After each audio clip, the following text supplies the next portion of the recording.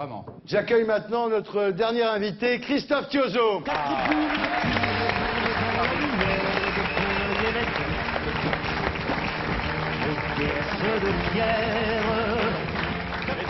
Bonsoir.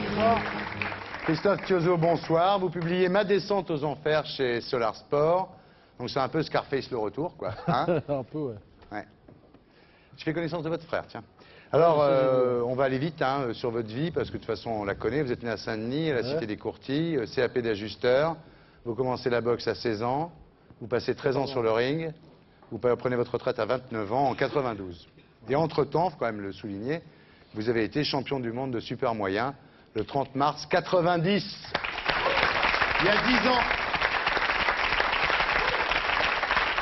Alors nous, on s'est déjà rencontrés. On s'est rencontrés dans une émission qui s'appelait Autant n'emporte le temps. Oui, autant, ouais. C'était pas la meilleure que j'ai faite. C'était au Cirque d'hiver en 92.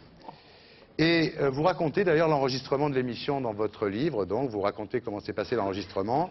Vous m'avez raconté l'histoire, la balafre, les gitans, enfin toute votre histoire, quoi. Les gitans qui voulaient rentrer dans le club aux Champs-Élysées, le Black Street, le coup de serpette sur le visage, les 44 points de suture. Donc on fait l'émission, hein. Et puis on va voir ce qui s'est passé après Magnéto. Les filles, ça t'a coûté du blé? À une période, ouais. Bon, il n'y a pas de déshonneur à ça, hein. Ouais, non, bah non, au Non. contraire. Bah au contraire. Ouais, au contraire. Ça serait les mecs, ça serait plus gênant. Ce sera emmerdant même. Ouais. Tu renies pas d'aimer faire la fête. Ah non, au contraire. Tu fais la fête avec des mecs pas toujours très nets quand même, non? Un peu voyous. Un petit peu, ouais. Il n'y a pas de mal à ça, non? Bah plus, non, tu bah dis, non, hein. au contraire. Enfin, c'est comme ça que tu as ramassé la balafre, là. Ah ouais, ouais. Fais voir. Ça, c'est en sortant d'une boîte. Dans la nuit de lundi à mardi dernier, un peu moins d'une heure après l'enregistrement de cette interview, Christophe Thiozo était interpellé par la brigade criminelle afin d'être entendu comme témoin à la suite du meurtre de l'un de ses amis qui l'avait accompagné sur le plateau de Autant en emporte le temps. La victime, Éric Pasquet, connu pour avoir été mêlé à des affaires de braquage et de proxénétisme, a été abattu de plusieurs balles à sanglier sous les yeux du boxeur, lui-même mis en examen pour détention d'armes. Voilà. Bon, voilà. Donc j'ai un truc à vous dire, faites attention en sortant d'ici, parce que la dernière fois que vous êtes venu dans une émission que j'animais, ça s'est quand même mal terminé. Donc votre copain Éric Pasquet d'Iriquet s'est fait dessouder au bal de sanglier, un carnage. Hein. Il n'y avait plus de tête. Hein. Non, il n'y a plus de tête, ouais. Plus de tête. Ah ouais. Ouais. Alors vous avez passé 24 heures en garde à vue, Ouais, à peu près, ouais. 3 mois avec sursis, Ouais, 5000 francs d'amende. ouais. Parce qu'ils avaient trouvé un flingue dans votre caisse, c'est ça, non? Dans mon coffre. Ouais. C'était le flingue de Riquet? Voilà, ouais. Et pourquoi il l'avait mis dans votre coffre? Non, c'est pas ça, parce que le samedi, juste avant, le samedi, on était ensemble, et on allait dîner au restaurant, et il avait sur lui. Et il me dit, Christophe, on est samedi, il y a du monde, on peut se faire arrêter par les flics. Il me dit, ça me fait chier, j'ai un flingue sur moi, quoi. Ben, il dit, tu sais pas où je peux le cacher? Ben, je dis, je le mets dans la voiture. Ouais. Je l'ai mis dans la voiture, puis il est resté 2 ou 3 jours. Et voilà. Et alors après, c'est la descente aux enfers, quoi. Là, à 92, là, à partir de là... Vous dites d'ailleurs, en parlant de ce bouquin, Descente aux enfers, je me suis complètement foutu à poil dans ce bouquin. J'étais un champion du monde qui se prenait pour le Scarface de Brian De Palma, que tout le monde connaît. J'avais mes propres dealers de coke, mes putes attitrées dans les bars de nuit. Je me croyais au-dessus des lois. C'est la bonne vie, ça. Ouais, c'est pas mal, ouais.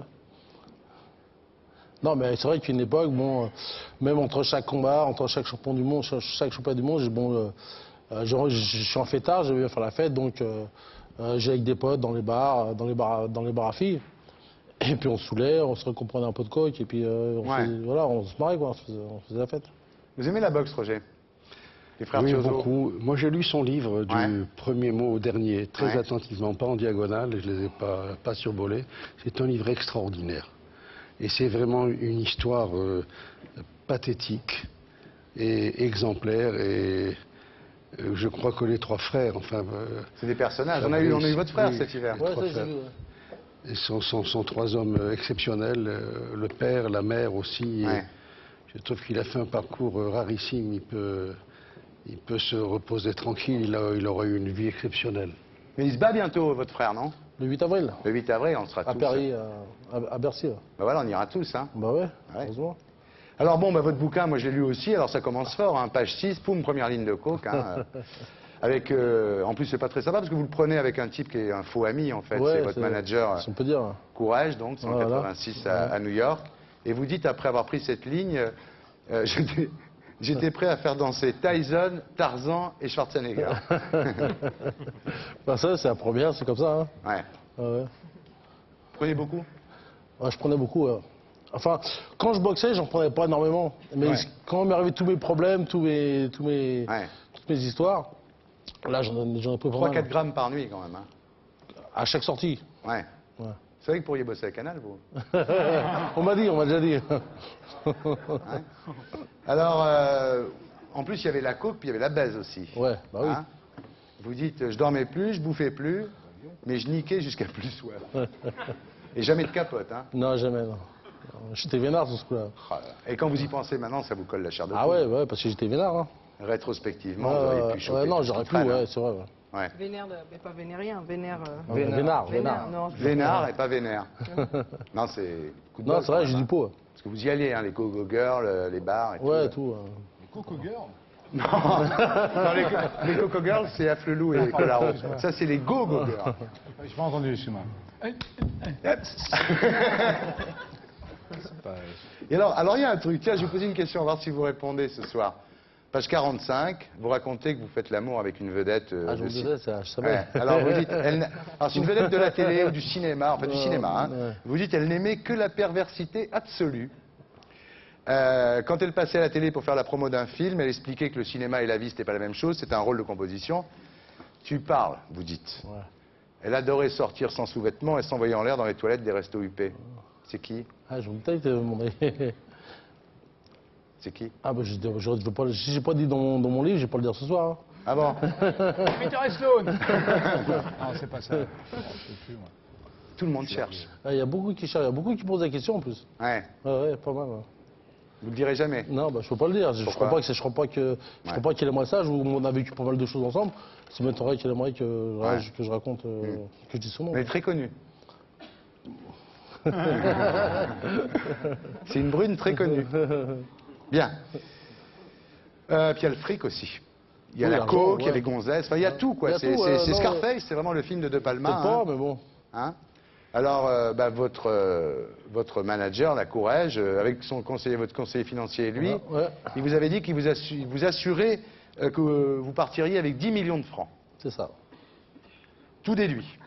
10 millions Ouais, net. il m'a dit, enfin moi, avant d'arrêter la boxe, je vais voir mon conseiller financier, parce que j'en avais un peu marre, je voulais arrêter, et je lui dis combien j'ai d'argent, je veux voir, je dis bon, j'ai combien d'argent sur mon compte. Il fait des calculs et tout, puis il me dit t'as 10 millions de francs. Je dis bon, et avec 10 millions de francs, je peux vivre avec combien d'intérêts par mois? Ouais. Il fait son calcul, machin, hein. Il me dit tu peux vivre avec 60 000 francs par mois à peu près. Et je dis bah tiens, je vais être raisonnable, pour une fois, je vais prendre que 50 000 par mois. Et puis le temps passe, et puis... Et mon frère qui travaille avec ses avocats, Franck. ouais, il m'a dit Christophe, c'est pas le chiffre exact que j'ai entendu, tu devrais aller les voir. Je les appelle, je lui fais en fait, il y a mon frère qui m'a dit un truc là, qu'est-ce que ça veut dire? Je lui dis comment j'ai sur mon compte. Ouais. Il me dit t'as que 6 millions. Je dis attends, bouge pas, j'arrive. Mais là, c'est clair que là, bouge pas, j'arrive. Donc j'arrive, ça se passe mal évidemment, j'étais deux, et il y a son associé, ça se passe mal, enfin bon, je prends tous les dossiers. Ils je étaient prends deux, tout- mais vous aviez deux bras. Ouais, j'ai deux pieds la tête en plus. 2 points plus une tête. Ouais. En tous les cas, il vous a bien endormi, parce que Courage, en fait, il faisait la bringue avec vous pour devenir votre copain, et puis... Ouais, en plus il a jamais vraiment fait la fête avec moi. Hein. Ouais. Voilà. Vous n'aviez pas de contrat avec lui? Non, j'avais pas de contrat. Bon, je l'aimais bien. Moi, je pensais qu'à l'époque, c'était mon ami. Donc, moi, quand je dis que quelqu'un, c'est mon ami, j'ai pas besoin de contrat, il y a besoin de rien. On marche comme ça, la parole. Et puis, Ouais, voilà. Guillaume, il est ami avec Pierre Lescure, mais il avait quand même un contrat. Et je l'aime beaucoup. Il n'est pas parti les mains vides, Guillaume, quand même. Guillaume. Guillaume. Mais je pensais à son histoire. moi. Guillaume. Je pensais à son histoire au moment où il est arrivé dans le bureau. Ouais, J'imaginais ouais. la tronche des deux mecs qui vont arriver dans le bureau. Parce que déjà, moi, je suis tout petit à côté, mais... Et il est où, Courage, maintenant? Courage, en ce moment, il est en Floride, à Tallahassee. Ah oui, d'accord. Ouais. Il revient pas en France. Non, mais quand il revient, c'est que c'est bizarre, ça. Quand il revient, c'est que, en plus, ce gars-là, il est vénère, il est protégé par l'État parce qu'il a 2 hommes du raid de 24 heures sur 24 avec lui. Ah ouais. Ouais, ouais. tous les cas, vous dites que vous voulez votre pognon, hein. Vous dites, non, page mais ouais, 189, ouais. je veux mon argent, tout mon argent, avec les intérêts. Ouais, les intérêts, bien sûr. Il y a Heureusement, intérêt, quoi, vous bien direz. sûr. Alors aujourd'hui, ça va comment, là?